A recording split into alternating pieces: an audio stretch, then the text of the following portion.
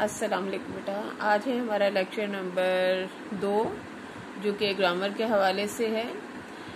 ہم آغاز کرتے ہیں لفظ سے. لفظ کی اقسام. لفظ کی 2 اقسام ہوتی ہیں، لفظ موضوع اور لفظ محمل. لفظ موضوع یعنی ایسا لفظ جو با معنی ہو، محمل یعنی بے معنی لفظ.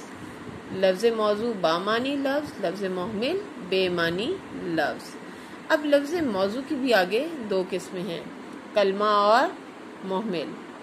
کلمہ با معنی لفظ اور محمل بے معنی لفظ. اب آگے چلتے ہیں تو کلمے کی اقسام آ جاتی ہیں، اسم، فعل اور حرف. اسم کہتے ہیں نام کسی بھی شخص، جگہ یا چیز کے نام کو اسم کہا جاتا ہے. فعل یعنی کام جو زمانے کو ظاہر کر رہا ہے، کام کا کرنا، ہونا یا سہنا کسی بھی زمانے میں پایا جا رہا ہے تو وہ فعل کہلاتا ہے. ان شارٹ کام فعل کہلائے گا. حرف جو ہے وہ حرف ربط، ان کی اقسام ہم آہستہ آہستہ ڈیٹیل میں کریں گے. اب آ جاتے ہیں اسم کی اقسام بلحاظ معنی. اسم معرفہ اور اسم نکرہ. اسم نام، معرفہ خاص. اسم معرفہ اور اسم نکرہ. اسم نام، معرفہ مشہور یا خاص. اسم نکرہ، اسم کہتے ہیں نام کو اور نکرہ کہتے ہیں عام. تو عام نام اسم نکرہ، خاص نام اسم معرفہ. جیسے کہ قائد اعظم، علامہ اقبال، راولپنڈی، اسلام آباد، گنج شکر، کوئی بھی خاص نام ہے وہ اسم معرفہ کہلائے گا. اسم نکرہ عام نام جیسے گاؤں، شہر، لڑکا، لڑکی. اب اگر آپ کہتے ہیں احمد تو اسم معرفہ، لڑکا اسم نکرہ، شہر اسم نکرہ، راولپنڈی اسم معرفہ، پاکستان اسم معرفہ، ملک اسم نکرہ. تو یہ آپ فرق ذہن میں رکھیے گا کہ اسم نکرہ کسے کہتے ہیں اور اسم معرفہ کسے کہتے ہیں.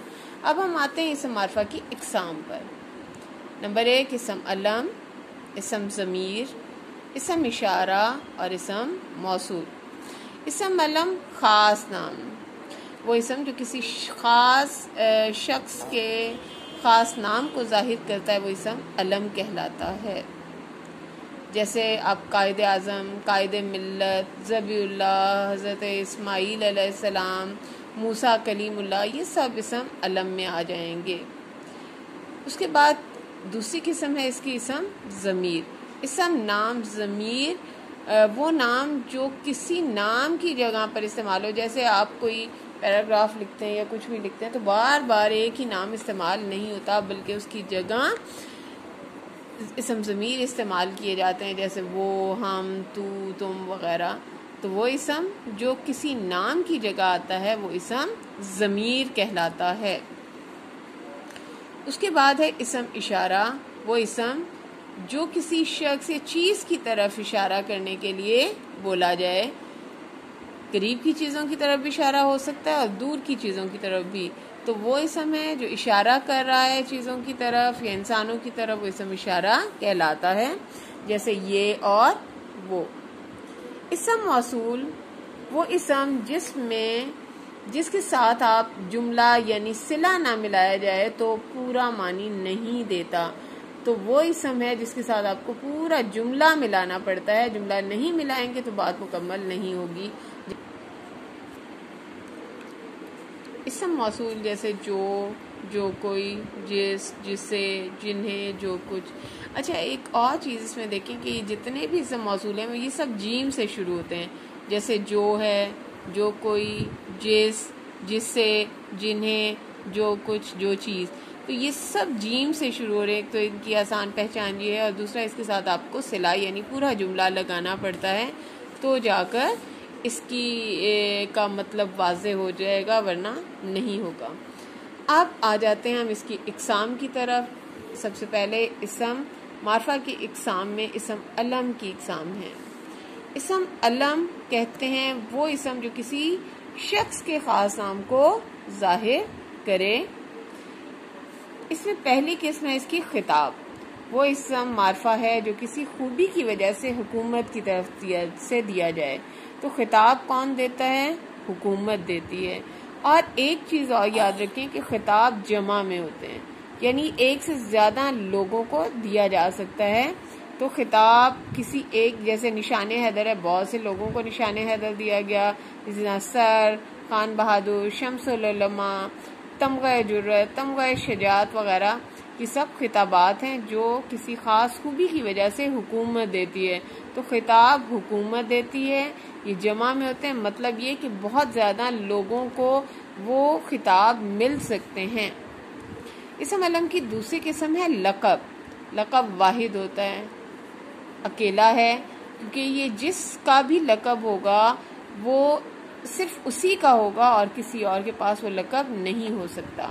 تو وہ وصفی نام جو کسی خوبی کی وجہ سے قوم کی طرف سے دیا جاتا ہے اسے لقب کہتے ہیں۔ جیسے قائد اعظم، آپ نے کسی اور کا لقب نہیں سنا ہوگا، قائد اعظم صرف قائد اعظم محمد علی جناح ہیں۔ حضرت موسیٰ کلیم اللہ صرف حضرت موسیٰ علیہ السلام کا لقب ہے۔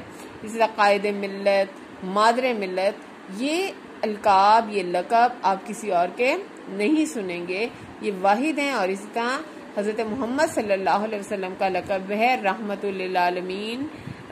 تو رحمت للعالمین کسی اور کا نہیں ہوگا، وہ صرف اور صرف نبی پاک کا لقب ہے۔ تخلص شاعر کا مختصر نام، وہ نام، وہ وصفی نام جو شاعر اپنے اصل نام کی جگہ اپنے اشعار میں استعمال کرتے ہیں اسے تخلص کہتے ہیں۔